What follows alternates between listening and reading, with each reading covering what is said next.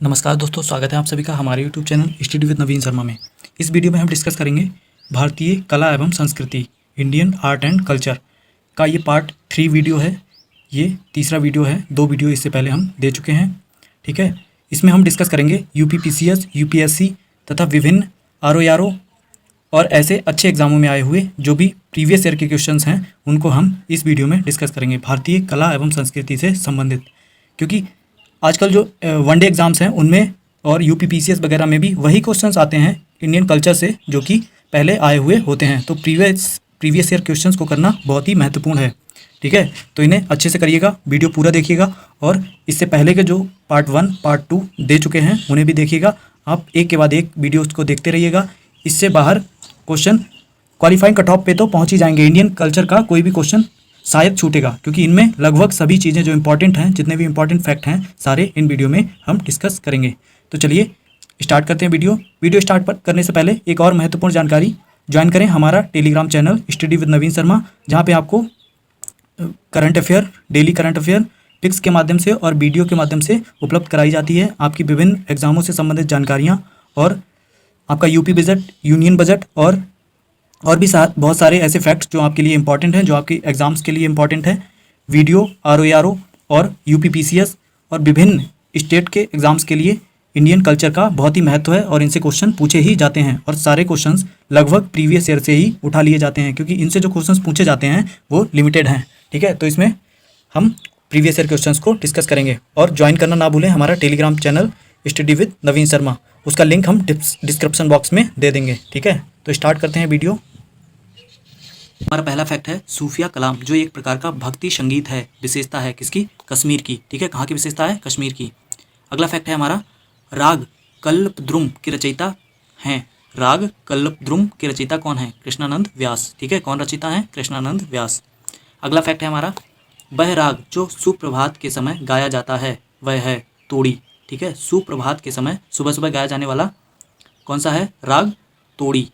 इसके बाद अगला फैक्ट है हमारा निम्न नृत्य शैलियों में किसका उद्गम पूर्व भारत से है? मणिपुरी। ठीक है, निम्न नृत्य शैलियों में किसका उद्गम पूर्व भारत से है? तो किसका है? मणिपुरी का। अगला फैक्ट है हमारा 13 ताली लोक नृत्य है। 13 ताली लोक नृत्य है कहाँ का? राजस्थान का। 13 ताली लोक नृत्य राजस्थान का है। अगला फैक्ट है हमारा निम्नलिखित में से किसे पंजाबी भाषा का टैगोर माना जाता है? किसे माना जाता है? पूरन सिंह को। ठीक है, पंजाबी भाषा का टैगोर पूरन सिंह को माना जाता है या माना गया है। अगला फैक्ट है हमारा सबसे पुराना वेद कौन सा है? कौन सा वेद सबसे पुराना है? ऋग्वेद। ठीक है, ऋग्वेद सबसे पुराना वेद है। अष्टाध्यायी किसकी रचना है? अष्टाध्यायी किसकी रचना है? पाणिनि की। ये सबसे पुराना वेद और अष्टाध्यायी, ये दोनों क्वेश्चन बहुत ही फेवरेट क्वेश्चन है, सभी एग्जामों के फेवरेट क्वेश्चन है, ये आते ही आते हैं। इसके बाद अगला फैक्ट है हमारा योग दर्शन के पथ प्रदर्शक कौन थे? योग दर्शन के पथ प्रदर्शक कौन थे? महर्षि पतंजलि। ठीक है, महर्षि पतंजलि योग दर्शन के पथ प्रदर्शक थे, मतलब उन्होंने ही सबसे पहले योग स्टार्ट किया था। इसके बाद अगला फैक्ट है हमारा वैदिक लोगों का मुख्य व्यवसाय क्या था? जो वैदिक लोग थे उनका मुख्य व्यवसाय क्या था? कृषि और पशुपालन। ठीक है, क्या था? कृषि और पशुपालन। अगला फैक्ट है हमारा लुम्बिनी किसका जन्म स्थान है? तो महात्मा बुद्ध का जन्म स्थान है लुम्बिनी में। अगला फैक्ट है हमारा जैनियों के पहले तीर्थकर कौन थे? कौन थे जैनियों के पहले तीर्थकर? ऋषभदेव। ठीक है, ऋषभदेव। जैसा कि आप देख रहे हैं ये सारे क्वेश्चंस किसी न किसी एग्जाम में आए हुए हैं। ठीक है, बहुत इंपॉर्टेंट है, ये सभी एग्जामों में पूछे गए हैं। UPPCS, UPSC, SSC, stenographer, etc, बहुत से एग्जामों में जो क्वेश्चन आए हुए हैं प्रीवियस ईयर के, हम उन्हें डिस्कस कर रहे हैं। महावीर की माता कौन थी? ठीक है, महावीर की माता कौन थी? तो कौन थी? त्रिशिला। त्रिशिला महावीर की माता थी। बौद्ध ग्रंथों पिटकों की रचना किस भाषा में की गई है? बौद्ध ग्रंथों पिटकों की रचना किस भाषा में की गई है? पाली भाषा में। ठीक है, कौन सी भाषा? पाली भाषा में। त्रिपिटक किसका धार्मिक ग्रंथ है? त्रिपिटक किसका धार्मिक ग्रंथ है? बौद्धों का। ठीक है, किसका ग्रंथ है? बौद्धों का। आजीवक संप्रदाय किसके समसामयिक था? आजीवक संप्रदाय किसके समसामयिक था? आजीवक संप्रदाय महात्मा बुद्ध के समसामयिक था, मतलब उन्हीं के समय में था, यह समकालीन बोल सकते हैं इसे। नालंदा विश्वविद्यालय विद्या का एक महान केंद्र था, यह किस धर्म से संबंधित था? तो नालंदा विश्वविद्यालय बौद्ध धर्म से संबंधित था। किस धर्म से? बौद्ध धर्म से संबंधित था। अगला फैक्ट है हमारा मानव के दुखों के अंत के लिए अष्टांगिक मार्ग का प्रतिपादन किसने किया था? तो अष्टांगिक मार्ग का प्रतिपादन गौतम बुद्ध ने किया था। किसने? गौतम बुद्ध ने किया था। अगला फैक्ट है हमारा, बौद्ध धर्म ने समाज के दो वर्गों को अपने साथ जोड़कर एक महत्वपूर्ण प्रभाव छोड़ा। ये वर्ग कौन थे? स्त्रियां और शूद्र। ठीक है, बौद्ध धर्म ने समाज के दो वर्गों को अपने साथ जोड़कर एक महत्वपूर्ण प्रभाव छोड़ा। ये वर्ग कौन से थे? स्त्रियां और शूद्र। स्त्रियां और शूद्रों को बहुत से अधिकार प्राप्त नहीं थे पहले, तो वो बौद्ध धर्म में आने के बाद लोगों ने उन्हें वो अधिकार देना शुरू किया। तो ये अपने आप में एक बहुत अच्छा इनिशिएटिव था, बहुत अच्छा कार्य था, जो उस समय पहले कभी नहीं हुआ था और स्त्रियों और शूद्रों को निम्न दृष्टि से देखा जाता था। ठीक है, तो उनके लिए ये बहुत अच्छा काम था। अगला फैक्ट है हमारा, बुद्ध का क्या अर्थ होता है? ज्ञान की प्राप्ति। बुद्ध का अर्थ होता है ज्ञान की प्राप्ति। पर्युषण पर्व किसके द्वारा मनाया जाता है? पर्युषण पर्व किसके द्वारा मनाया जाता है? यह पर्व जैनियों द्वारा मनाया जाता है। ठीक है, किसके द्वारा? जैनियों द्वारा। एलोरा की गुफाओं और शैलकृत मंदिरों की विषय वस्तु किन धर्मों से संबंधित है? जो एलोरा में गुफाएं पाई जाती हैं, शैलकृत मंदिर पाए जाते हैं, वो किन धर्मों से संबंध रखते हैं? तो हिंदू धर्म, बौद्ध धर्म और जैन धर्म से। तीन धर्मों से संबंधित हैं, हिंदू धर्म, बौद्ध धर्म और जैन धर्म से। अगला फैक्ट है हमारा, आरंभिक बौद्ध साहित्य की रचना किस भाषा में हुई? तो आरंभिक जो बौद्ध साहित्य था उसकी रचना पाली भाषा में हुई है। इच्छा सब कष्टों का कारण है, इसका प्रचार करने वाला धर्म कौन सा है? इच्छा सब कष्टों का कारण है, इसका प्रचार बौद्ध धर्म ने किया था। जैन साहित्य को क्या कहते हैं? अंग। ठीक है, जैन साहित्य को अंग या आगम कहते हैं। अगला फैक्ट है, प्रथम बौद्ध परिषद कहाँ आयोजित की गई? राजगृह में। ठीक है, प्रथम बौद्ध परिषद राजगृह में आयोजित की गई। बुद्ध के समकालीन शासक कौन थे? बुद्ध के समकालीन शासक कौन थे? बिंबिसार व प्रसेनजित। बिंबिसार व प्रसेनजित बौद्ध के समकालीन शासक थे। कनिष्क प्रथम किसका पृष्ठपोषक था? कनिष्क प्रथम किसका पृष्ठपोषक था? महायान बुद्धवाद का। किसका? महायान बुद्धवाद का। बुद्ध के प्रथम प्रवचन को क्या कहा जाता है? ठीक है, बुद्ध के प्रथम प्रवचन को क्या कहा जाता है? धर्म चक्र प्रवर्तन। धर्म चक्र प्रवर्तन। इसके बाद अगला है फैक्ट हमारा, अशोक ने अपने सभी अभिलेखों में एक रूपता से किस प्राकृत भाषा का प्रयोग किया? तो मागधी भाषा का प्रयोग किया गया है। अगला फैक्ट है, सांची में स्थित विशालतम स्तूप किस काल का है? किस काल का है? मौर्य काल का। जो सांची में स्थित विशाल स्तूप है वो मौर्य काल से संबंधित है। अगला फैक्ट है हमारा, किस विदेशी यात्री ने भारत का दौरा सर्वप्रथम किया था? तो मेगास्थनीज ने। ये क्वेश्चन भी बहुत ज़्यादा पूछा जाता है। किस विदेशी यात्री ने सर्वप्रथम भारत का दौरा किया था? मेगास्थनीज ने। अगला फैक्ट है हमारा, किस व्यक्ति का नाम देवनाम प्रियदर्शी था? देवनाम प्रियदर्शी किस शासक का नाम था? मौर्य शासक अशोक का। ठीक है, मौर्य शासक अशोक का नाम देवनाम प्रियदर्शी था। चंद्रगुप्त मौर्य के गुरु चाणक्य किस विद्या केंद्र से संबंधित थे? चंद्रगुप्त मौर्य के गुरु चाणक्य किस विद्या केंद्र से संबंधित थे? तक्षशिला विश्वविद्यालय। कहाँ से? तक्षशिला विश्वविद्यालय से संबंधित थे। अशोक ने किस बौद्ध साधु से प्रभावित होकर बौद्ध धर्म अपनाया था? तो किससे प्रभावित हुए थे अशोक? उपगुप्त से। उपगुप्त से प्रभावित होकर अशोक ने बौद्ध धर्म अपना लिया था। इंडिका किसने लिखी थी? मेगास्थनीज ने। ठीक है, जिसमें उसने अपनी यात्रा का वर्णन किया था इंडिका में। ठीक है, भारत में जो उसकी यात्रा हुई थी उसका वर्णन इंडिका में किया गया था। अगला फैक्ट है हमारा, भारतीय रंगमंच में यवनिका पर्दा का शुभारंभ किसने किया? ठीक है, भारतीय रंगमंच में यवनिका पर्दा का शुभारंभ किसने किया? यूनानियों ने। किसने? यूनानियों ने। गांधार चित्रकला के प्रमुख संरक्षक कौन थे? कौन थे गांधार चित्रकला के प्रमुख संरक्षक? शक एवं कुषाण। कौन कौन से थे? शक एवं कुषाण। अगला फैक्ट है हमारा, भारतीय एवं यूनानी कला के अभिरक्षणों को समन्वित करने वाली कला शैली का क्या नाम है? भारतीय एवं यूनानी कला के अभिरक्षणों को समन्वित करने वाली कला शैली का क्या नाम है? तो गांधार शैली। क्या नाम है? गांधार शैली। चित्रकला में गांधार शैली का सूत्रपात किसके द्वारा किया गया था? महायान संप्रदाय द्वारा। किसके द्वारा? महायान संप्रदाय के द्वारा। गांधार कला किस काल में विकसित हुई? गांधार कला किस काल में विकसित हुई? कुषाण काल में विकसित हुई थी। गांधार कला कुषाण काल में विकसित हुई थी। कालिदास किसके राजकवि थे? तो चंद्रगुप्त विक्रमादित्य के राजकवि थे कालिदास। चंद्रगुप्त विक्रमादित्य के राजकवि थे कालिदास। अगला फैक्ट है हमारा, मुद्रा राक्षस किसकी कृति है? तो विशाखदत्त की। ये क्वेश्चन भी बहुत पूछा जाता है। मुद्रा राक्षस की कृति कौन सी है? विशाखदत्त। ये जो कृतियां हैं जितनी भी इसमें आएंगी, ये हिस्ट्री में भी पूछी जाती हैं, कल्चर में भी पूछी जाती हैं और इन्हें हिंदी में भी पूछा जाता है। हिंदी का भी पार्ट है, हिस्ट्री का भी पार्ट है, कल्चर का भी पार्ट है। ठीक है, तो इन्हें अच्छे से याद कर लीजिएगा, किसी न किसी में तो आपको ये देखने को मिल ही जाएंगे। इसके बाद अगला फैक्ट है हमारा, संख्या प्रणाली शून्य की खोज किसने की? तो आर्यभट्ट ने शून्य की खोज की थी। किसने? आर्यभट्ट ने। मृच्छकटिकम के रचनाकार कौन थे? मृच्छकटिकम के रचनाकार कौन थे? शूद्रक। ठीक है, शूद्रक मृच्छकटिकम के रचनाकार थे। भारतीय नेपोलियन की उपाधि किस शासक को दी गई? भारतीय नेपोलियन की उपाधि किस शासक को दी गई? समुद्रगुप्त को। किसे? समुद्रगुप्त को। उत्तर रामचरित नाटक किसने लिखा? भवभूति ने। किसने? भवभूति ने। उत्तर रामचरित नाटक भवभूति ने लिखा। आयुर्वेद के वैद्य चिकित्सा का भगवान किसे मानते हैं? आयुर्वेद के वैद्य और चिकित्सा का भगवान किसे मानते हैं? धन्वंतरी को। किसे? धन्वंतरी को। अगला फैक्ट है हमारा, भारतीय संस्कृति का स्वर्ण युग किसे माना जाता है? गुप्त काल को भारतीय संस्कृति का स्वर्ण युग माना जाता है। फाहियान ने भारत यात्रा किस काल में की थी? किस काल में की थी? गुप्त काल में। फाहियान ने भारत यात्रा गुप्त काल में की थी। प्रसिद्ध काव्य गीत गोविंद के रचयिता कौन थे? प्रसिद्ध काव्य गीत गोविंद के रचयिता जयदेव थे। ठीक है, जयदेव ने गीत गोविंद काव्य लिखा। ऋतु संहार किसकी कृति है? तो किसकी कृति है? कालिदास की। ऋतु संहार कालिदास की कृति है। इलाहाबाद स्तंभ के शिलालेख पर किसकी उपलब्धियों का वर्णन है? इलाहाबाद स्तंभ के शिलालेख पर किसकी उपलब्धियों का वर्णन है? तो किसका है? समुद्रगुप्त का। ठीक है, समुद्रगुप्त का वर्णन है। इलाहाबाद स्तंभ के शिलालेखों पर कृतियों का वर्णन है समुद्रगुप्त की कृतियों का। चीनी यात्री ह्वेनसांग ने किसके शासनकाल में भारत भ्रमण किया था? किसके शासनकाल में किया था? हर्षवर्धन। हर्षवर्धन के शासनकाल में चीनी यात्री ह्वेनसांग ने भारत भ्रमण किया था।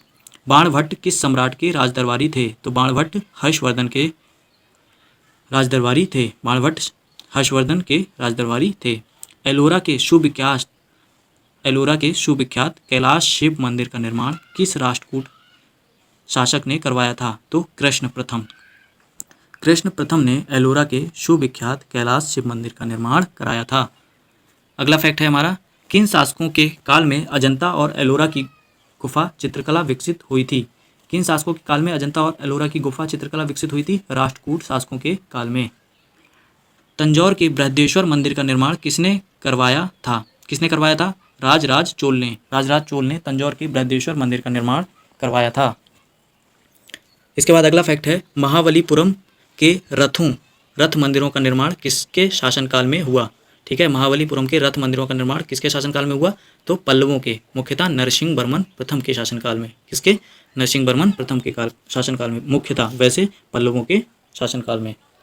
अगला फैक्ट है हमारा, रत्नावली किसकी रचना है? किसकी रचना है रत्नावली? हर्षवर्धन की।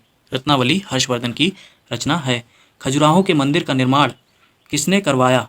किसने करवाया खजुराहो के मंदिर का निर्माण? चंदेल राजाओं ने। किसने? चंदेल राजाओं ने। अगला फैक्ट है हमारा, फारसी के प्रसिद्ध कवि फिरदौसी किस शासक के समकालीन थे? फारसी के प्रसिद्ध कवि फिरदौसी किस शासक के समकालीन थे? तो महमूद गजनवी के समकालीन थे।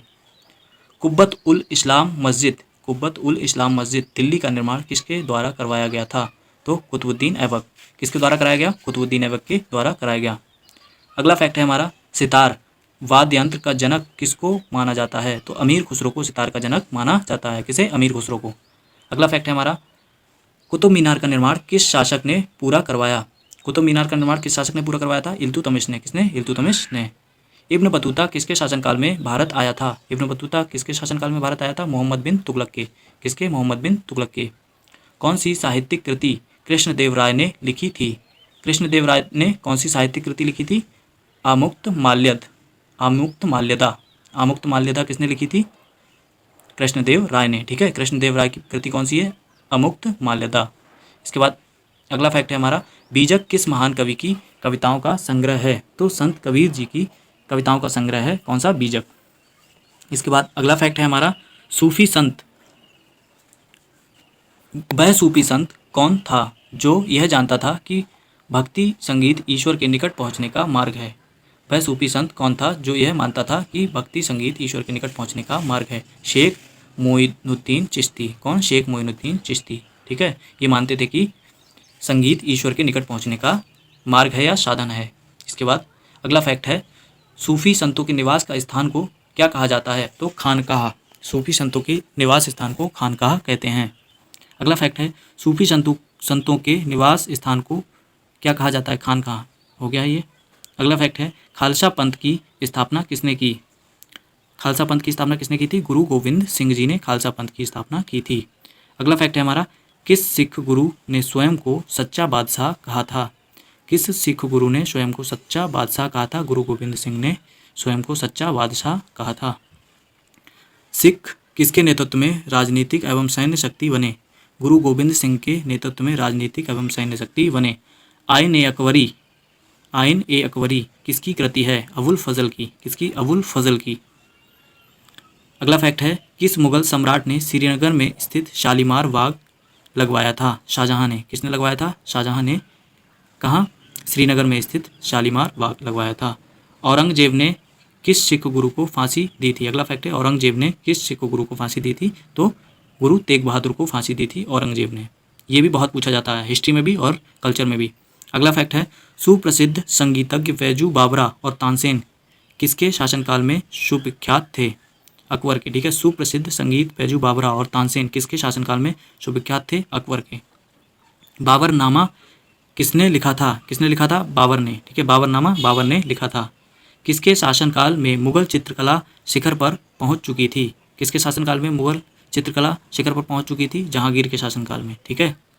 श्री रामचरितमानस की रचयिता तुलसीदास किसके शासनकाल से संबंधित थे? तो अकबर के शासनकाल से संबंधित थे। ठीक है, तुलसीदास जी। अगला फैक्ट है हमारा, महान संगीतज्ञ तानसेन किसके दरबारी या दरबार में थे? तो अकबर के दरबार में थे। कौन? तानसेन। किसके दरबार में? अकबर के दरबार में। इसके बाद अगला फैक्ट है हमारा, भारत में ग्रांड ट्रंक रोड किसने बनवाया था? किसने बनवाया था? शेरशाह सूरी ने। ठीक है, भारत में Grand Trunk Road Sher Shah Suri ने बनवाया था। दारा शिकोह ने उपनिषदों का फारसी अनुवाद किस नाम से किया था? दारा शिकोह ने उपनिषदों का फारसी अनुवाद किस नाम से किया था? सिर ए अकबर। किस नाम से? सिर ए अकबर। इसके बाद अगला फैक्ट है हमारा, अकबर के सुप्रसिद्ध दरबारी कवि कौन थे? तो रहीम। अकबर के सुप्रसिद्ध दरबारी कवि रहीम थे। ब्रह्म समाज के संस्थापक कौन थे? राजा राममोहन राय। राजा राममोहन राय ब्रह्म समाज के संस्थापक थे। अगला फैक्ट है, सर्वेंट ऑफ इंडिया सोसाइटी के संस्थापक कौन थे? सर्वेंट ऑफ इंडिया सोसाइटी के संस्थापक कौन थे? गोपाल कृष्ण गोखले। अगला फैक्ट हमारा, रॉयल एशियाटिक सोसाइटी के संस्थापक कौन थे? रॉयल एशियाटिक सोसाइटी के संस्थापक सत्येंद्रनाथ टैगोर थे। कौन? सत्येंद्रनाथ टैगोर थे। अगला फैक्ट है, मुख्य रूप से किसके प्रयासों से सती प्रथा का उन्मूलन हुआ? मुख्य रूप से किसके प्रयासों से सती प्रथा का उन्मूलन हुआ? राजा राममोहन राय के प्रयासों से। अगला फैक्ट है हमारा, 19वीं शताब्दी में सबसे पहले शुरू किया जाने वाला सुधार आंदोलन कौन सा था? 19वीं शताब्दी में सबसे पहले शुरू किया जाने वाला सुधार आंदोलन कौन सा था? ब्रह्म समाज। ठीक है, ब्रह्म समाज सबसे पहले शुरू हुआ था 19वीं शताब्दी में। अगला फैक्ट है, पश्चिमी भारत के किस धार्मिक सुधारक को लोक हितवादी कहा जाता है? पश्चिमी भारत के किस धार्मिक सुधारक को लोक हितवादी कहा जाता है? तो गोपाल हरि देशमुख को। किसे? गोपाल हरि देशमुख को। प्रार्थना समाज का संस्थापक कौन था? कौन था प्रार्थना समाज का संस्थापक? आत्माराम पांडुरंग। आत्माराम पांडुरंग प्रार्थना समाज का संस्थापक था। अगला फैक्ट है, भारतीय पुनर्जागरण का जनक किसे माना जाता है? तो राजा राममोहन राय को भारतीय पुनर्जागरण का जनक माना जाता है। इसी के साथ आज का वीडियो यहीं समाप्त होता है। तो दोस्तों, सब्सक्राइब करें हमारा YouTube channel study with Naveen Sharma और बेल आइकन को प्रेस कर दें, जिससे आगे आने वाली वीडियोस की नोटिफिकेशन आपको आसानी से मिलती रहे। अभी इस कल्चर की सीरीज़ आगे चलती रहेगी जब तक हम कल्चर के सारे प्रीवियस ईयर क्वेश्चंस को डिस्कस नहीं कर लेते। और सारे क्वेश्चंस को डिस्कस करने के बाद अगर आप इन वीडियोज़ को 1 या 2 बार देख लेंगे, अच्छे से देख लेंगे, तो आपका कोई भी क्वेश्चन किसी भी एग्जाम में इन वीडियोज़ से नहीं छूटेगा। और सारे के सारे क्वेश्चन आपको बिलीव नहीं होता तो आप कोई भी क्वेश्चन पेपर उठा के देखिएगा, उसमें आप पाएंगे कि सारे क्वेश्चन जो पहले से आ रखे हैं उन्हीं में से कहीं ना कहीं 2-4 फैक्ट को इकट्ठा करके उन्हीं से क्वेश्चन बनाया जाता है। तो जो फैक्ट आते हैं वही आएंगे एग्जाम में। बस आपको ये करना है कि आपको उन्हें अच्छे से तैयार करना है। तो उसके लिए आप ये वीडियोस आराम से देखते रहिए। इन वीडियोस को आप 1-2 बार देख लीजिएगा, आपके सारे फैक्ट क्लियर हो जाएंगे, आपको पता भी नहीं लगेगा। ठीक है, बिना प्रेशर के मस्त रहिए, पढ़ते रहिए। और UPPCS RO की डेट्स आगे बढ़ गई हैं, काफ़ी आगे बढ़ गई हैं। आपके लिए एक अच्छा मौका है, आराम से तैयारी करते रहिए। लेखपाल वीडियो जो भी एग्ज़ाम्स आ रहे हैं फॉरेस्ट गार्ड के, सभी के लिए ये इक्वली इम्पॉर्टेंट है। SSC हो चाहे किसी के लिए, स्टेट PCS हो, सभी के लिए इंपॉर्टेंट है। आप आराम से, कल्चर हर किसी में पूछा जाता है। ठीक है, तो इन क्वेश्चंस को अच्छे से तैयार कर लें। बाकी हमारे टेलीग्राम चैनल को भी ज्वाइन कर लें। हमारा टेलीग्राम चैनल है स्टडी विद नवीन शर्मा, जहाँ पे आपको डेली करंट अफेयर पिक्स के माध्यम से, वीडियोस के माध्यम से डेली जो भी इश्यूज चलते हैं उनको अच्छे से समझाया जाता है, न्यूज़ एनालिटिक कराया जाता है और आपको अच्छे से उस टॉपिक के बारे में जानकारी दी जाती है। क्योंकि वन लाइनर हो सकता है आपके दिमाग से निकल जाए, लेकिन जो इश्यूज़ हम कवर कराते हैं वो आपको याद रहेंगे और आपका करंट अफेयर और किसी सोर्स से पढ़ने की ज़रूरत नहीं है। आप हमारा वीडियो और पिक्स के माध्यम से करंट अफेयर पढ़ेंगे तो किसी और सोर्स की ज़रूरत नहीं पड़ेगी। तो जरूर से जरूर ज्वाइन कर लें हमारा Telegram channel study with Naveen Sharma. उसका लिंक हम डिस्क्रिप्शन बॉक्स में दे देंगे। धन्यवाद।